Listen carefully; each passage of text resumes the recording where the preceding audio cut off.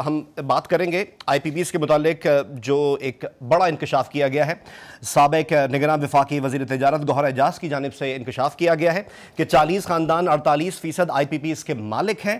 گوہر اعجاز نے وزیر توانائی سے آئی پی پیز کو کی گئی جو ادائیگیاں ہیں اس کا ریکارڈ بھی مانگ لیا ہے، اور وزیر پاور اویس لغاری سے آئی پی پیز کو کی گئی ادائیگیوں کا انہوں نے ریکارڈ مانگا ہے. گوہر اعجاز نے کہا ہے کہ 106 آئی پی پیز کا ڈیٹا پبلک کیا جائے. بخاری صاحب کیا معاملہ ہے، کیا یہ آئی پی پیز والا چکر کیا ہے؟ دیکھیے یہ آئی پی پیز کی ٹرم جو ہے یہ تھوڑی مبہم ہے، عام آدمی کو اس کی سمجھ آتی نہیں ہے. تو اس کے لیے اگر آپ اجازت دیں تو میں تھوڑی سی مطلب آسان لفظوں میں کوشش کروں. بالکل. کہ میں گھر میں جنریٹر ایک لے لیتا ہوں کہ بجلی کی جو شارٹیج ہے اس سے میری جان چھٹ جائے. اصل مقصد یہی ہوتا ہے کہ شاید بجلی مجھے سستی پڑے گی. اور یہ جو میں نے جنریٹر لیا ہے یہ یا پٹرول پہ چلتا ہے یا گیس پہ چلتا ہے. صحیح. گیس آنی بند ہو جاتی ہے تو پٹرول تو بہت مہنگا ہے. صحیح. اب بدقسمتی کی بات یہ ہے کہ میں نے ضرورت میری 5 میگا واٹ کی تھی، میں نے جنریٹر لے لیا 10 میگا واٹ کا. اچھا ٹھیک ہے، اور وہ بھی قسطوں پہ. تو جنریٹر کے جس سے لیا دکاندار سے کوئی رشتہ داری ہوگی پھر؟ رشتہ داری نہیں، یہ تو ہم پوچھیں گے نا کہ رشتہ داری کس کی ہے. اینی وے تو ہوا کیا کہ اب وہ پٹرول میں افورڈ نہیں کر سکتا ہوں کیونکہ وہ مجھے بہت مہنگا پڑے گا. لہذا جنریٹر بند پڑا ہے مگر قسطیں میں ادا کر رہا ہوں. یہ ہے جناب آئی پی پیز کا معاملہ کہ آئی پی پیز کو کیپیسٹی پیمنٹ کے چکر میں آپ نے ان کو تو 100% شورٹی دے دی کہ ان کو تو پیسے ملتے رہیں گے، بجلی چاہے ہم ان سے لیں یا نہ لیں. میرے خیال سے اٹس اے کرمنل ایکٹ. میں آپ کو ذرا تھوڑا سا پیچھے لے جاؤں اگر آپ اجازت دیں مجھے. تو یہ 1993 اور 1997 کے درمیان میں کچھ اسی طرح کے معاہدے آئی پی پیز سے ہوئے تھے، بہت مہنگے داموں پر، بہت مہنگے نرخوں پر. پھر 1997 میں جب نواز شریف کی حکومت آئی تو انہوں نے پھر متعلقہ کمپنیوں سے رینیگوشیٹ کیا اس کو. میں خاص طور سے حوالہ دے دوں ہپکو کا. ہپکو کے ساتھ جو ہے وہ ڈیل دوبارہ ریویو ہوئی اور نرم نرخوں پر یعنی تھوڑے سستے نرخوں پر وہ معاہدے ریوائز کیے گئے. سو روایت موجود ہے. ایک دوسری اسی قسم کی روایت جو ہے وہ پیدا ہونے چلی تھی عمران خان صاحب کے دور میں جب وہ برسر اقتدار تھی پی ٹی آئی. اس کے 4 سالہ دور میں بڑا شور و غوغا ہم نے 2020 میں جب عمر ایوب صاحب وزیر توانائی تھے بالکل ہوئی. لیکن پھر وہ آئی پی پیز اس وقت تیار تھی ان کے ساتھ بات چیت کرنے کے لیے، ری نیگوشیٹ کرنے کے لیے. لیکن پھر وہ کس کے کہنے کے اوپر وہ بات دبی رہ گئی بلکہ دفن ہو گئی، یہ آج بھی سوالیہ نشان ہے. تو کوئی نئی بات نہیں ہے یہ. اور یہ کسی ترقی یافتہ ملک میں ہوتا تو وہ سب سے پہلا الزام لگتا کہ کک بیکس لے لیتے. Absolutely kickbacks. اب پھر آپ چھیڑ رہے ہیں مجھے نا. آپ دیکھیں نا آپ چٹکی کاٹنے والی جو عادت ہے نا یہ پریشان کر دیتی ہے. ٹھیک کہہ رہے ہیں آپ، میں کہنا یہ چاہ رہا ہوں کہ آپ درست کہہ رہے ہیں. تب بھی یہی ہوا تھا، اب بھی یہی ہوا ہے. اور عمر ایوب صاحب کا یہ بیان تھا کہ یہ سابقہ حکومتوں نے یہ ان معاہدوں پہ کچھ نہیں کیا، ہم اس پہ غور کر رہے ہیں. اور اس وقت کے وزیر اعظم کو رپورٹ پیش کی گئی تھی کہ 94 سے 1000 ارب روپے آلریڈی ہم دے چکے ہیں. اب آپ دیکھیے ہمارے پاس راستہ کیا ہے. ہمارے پاس راستہ یہ ہے کہ ہم ایک بار پھر ان تمام آئی پی پیز کو اکٹھا کریں، حکومت ان سے مذاکرات کرے کہ بھائی ہم نہیں متحمل ہو سکتے 2035 تک آپ کو یہ رقم ادا کرنے کے. ہم سے بھائی کچھ جرمانے کے طور پہ پیسے لے 2035 تک کا معاہدہ ہے، 10 سال کی ایکسٹینشن دے دی. اس کے باوجود کہ پوری قوم چلا رہی ہے کہ یہ آئی پی پیز جو ہیں یہ ایک دکھتی رگ ہے، یہ ایک اتنی بڑی لائبلٹی ہے جو کوئی حکومت افورڈ نہیں کر سکتی. اس چیخو پکار کے باوجود خاموشی سے 10 سال کی ایکسٹینشن دے دی گئی ہے. اب ذرا یہ سنیے کیوں ہو رہا ہے یہ. ایک تو میں نے یہ کہا کہ اس وقت اس سے نجات کا ایک ہی راستہ ہے کہ آپ اس کو ری نیگوشیٹ کریں، ان سے کہیں لم سم پیسے ہم سے لیں اور ہماری جان چھوڑ دیں. یہ نیگوشیبل ہے، امینڈیبل ہے. بھائی حکومت اگر چاہے گی تو کیوں نہیں ہے. 97 نے بتایا کہ نواز شریف نے کہا کہ آپ کو دو دفعہ کی مثالیں دی میں نے آپ کو. اچھا آگے آ جائیے. اب کہا یہ جا رہا ہے کہ جی وہ دیکھیں ہم ان کو اس لیے نہیں چھیڑ رہے ہیں کہ سرمایہ داروں کو اعتماد پر لینا ہے، لہٰذا یہ کرپشن اور یہ بدعنوانی اور بد انتظامی جو ہے وہ جاری رہے گی. کیسا ہے؟ ایک دوسری عوام کو 35 روپے کاسٹ کرنے والی بجلی جو ہے وہ 60 روپے فی یونٹ بیچی جا رہی ہے. یار تم آپ ذرا اندازہ کیجئے اس کا. ہم تو پٹرول کو روتے تھے کہ اس میں سے فی لیٹر 77 روپے حکومت لے جا رہی ہے جو کہ اب 97 روپے ہو گئی ہے. ذرا اس کا حال دیکھ لیجئے. کیپیسٹی چارجز اور فیول کاسٹ ملا کر بھی فی یونٹ 35 روپے سے زیادہ کاسٹ نہیں کرتا. آپ مجھے بتائیے ہمیں کیوں 60 روپے کا ملنا چاہیے؟ وہ تو ظلم ہے یا نہیں ہے؟ سستی بجلی کا خواب 2035 تک پورا نہیں ہو سکتا. نہیں ہو سکتا جناب. دوسری بات یہ ہے کہ آئی پی پیز کو سالانہ 2000 ارب روپے یعنی ادا کیے جا رہے ہیں اس بجلی کے جو وہ نہ پیدا کرتی ہے نہ ہمیں ملتی ہے. کیپیسٹی پیمنٹ جی کیپیسٹی پیمنٹ ایک طرح کی قرض ہے اب. ٹھیک ہو گیا جی. دوسری طرف آپ دیکھیے کہ اویس لغاری صاحب یہ کہتے ہیں جب پریشر بڑھا, ابھی تو میں آؤں گا اس طرف, گوہر اجاز صاحب نے جو کچھ کہا ہے اس کی تفصیل ابھی باقی ہے.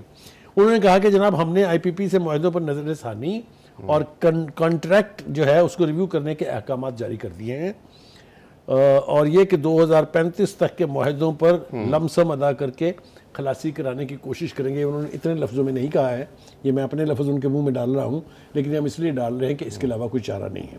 اب آ جائیے جناب, وہ ذکر کرنا بہت ضروری ہے گوہر اجاز صاحب کا. انہوں نے کیا کہا؟ گوہر اجاز صاحب نے ایک لمبی فہرست جاری کی ہے کہ کس طریقے سے اس قوم کو لوٹا جا رہا ہے. آپ گوہر اجاز کو یہ نہیں کہہ سکتے کہ وہ کوئی باہر سے چلتا پھرتا ایک آدمی جو ہے اس نے ایک تقریر جھاڑ دی ہے. وہ حکومت میں رہے ہیں, حکومت میں فیڈرل حکومت میں رہے ہیں, اور بہت ہی قریب سے انہوں نے چیزوں کو دیکھا ہے.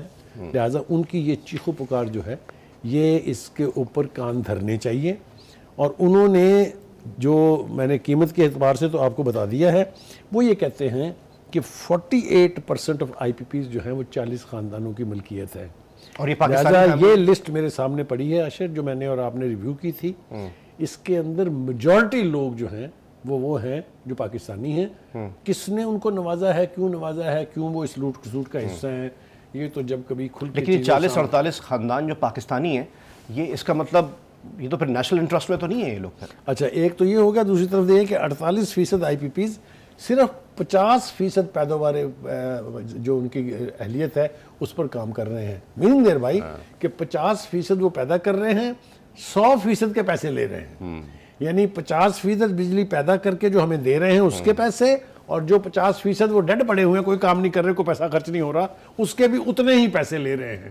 میرے خیال سے اس سے بڑا عذاب جو ہے وہ ہم نے دنیا کی کسی بنانا ریپبلک میں بھی نہیں دیکھا. اس معاہدے کی مثال میرا نہیں خیال کہیں ملتی ہوگی. ایبسولوٹلی. ان آئی پی پیز کو 21.12 کھرب روپے کی ادائیگی کی جا چکی ہے. Imagine this, can we afford? ارے ہم ایک بلین ڈالر کے لیے تو ہم دنیا کی منتیں کرتے پھر رہے ہیں. پرائم منسٹر صاحب کشکول لے کے کبھی سعودی عرب پہنچے ہوتے ہیں, کبھی یو اے ای گئے ہوتے ہیں, کبھی چائنا گئے ہوتے ہیں. میں تجارت کی بات, لیکن یہ آپ ذرا دیکھیے گا کہ, اور ایک اور بات انہوں نے بڑی امپورٹنٹ کہی گوہر اجاز صاحب نے, وہ یہ کہ یہ فیکٹس ہمیں کچھ عرصہ پہلے تک تو پتہ ہی نہیں تھے. یعنی یہ اتنا شک قسم کا معاملہ تھا, مخفی تھا, کہ اگر کسی کو دیکھیں نا, جن چیزوں کی طرف ہم نے اشارہ کیا ہے, اگر آپ اس کے اوپر غور کریں تو کبھی سوچ سکتے ہیں آپ کہ کوئی حکومت اپنے عوام کے ساتھ, خود اپنے ساتھ اتنا بڑا کھلواڑ کرے گی؟ اب اس میں کچھ پردہ نشینوں کے بھی نام آتے ہیں. پردہ نشین کیا سر, اب تو اتنا بڑا مسئلہ ہے. اب بتائیں نا سر, یہ لوگ کون ہیں دیکھیے یہ جو کک بیکس لے لیتے ہیں یا اس معاملے کو حل ہی نہیں ہونے دیتے ہیں؟ دیکھیے یہ آئی پی پیز کا عذاب لاحق اس وقت ہوا تھا جب لوڈ شیڈنگ تھی. آپ کو یاد ہوگا لوڈ شیڈنگ 18 گھنٹے ہوا کرتی تھی. لیکن اس لوڈ شیڈنگ سے نپٹنے کا یہ کوئی طریقہ نہیں تھا کہ آپ کیپیسٹی چارجز کے اوپر لوگوں کے ساتھ معاہدے کر لیں.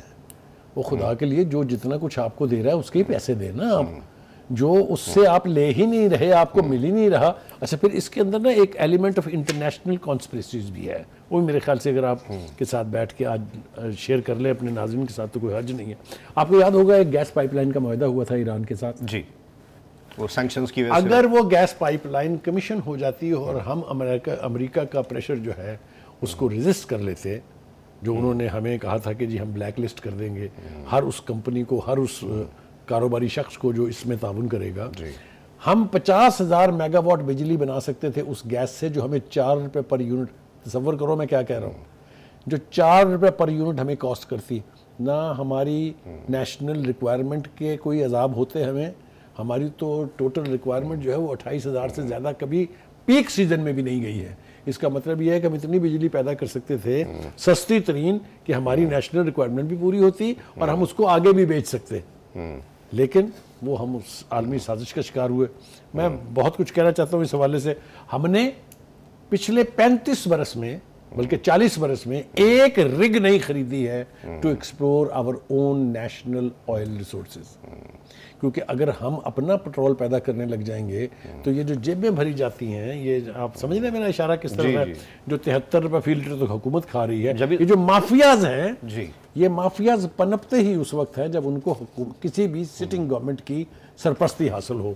मैं जिम्मेदारी से ये कह रहा हूँ। यानी कि सर गरीब आवाम तो छोड़े, हम तो middle class, upper middle class के लिए भी अगले 10-12 साल कोई रिलीफ नहीं है। अशर हमारे कारनामे देखें क्या है, हमारे कारनामे ये हैं कि हमने लोअर मिडिल क्लास को ज़मीबोस कर दिया है, एग्जिस्ट ही नहीं करती। बिल्कुल बिल्कुल।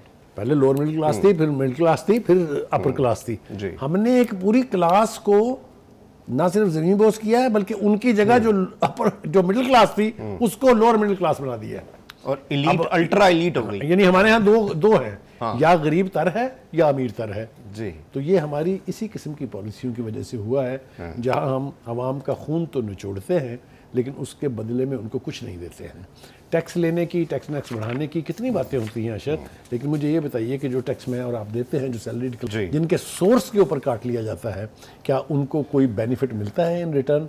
Absolutely not. एक दूसरी बात, ये जो गौहर एजाज साहब का एक्सपोजर है जी, एक तो आई रियली कॉम्प्लीमेंट हिम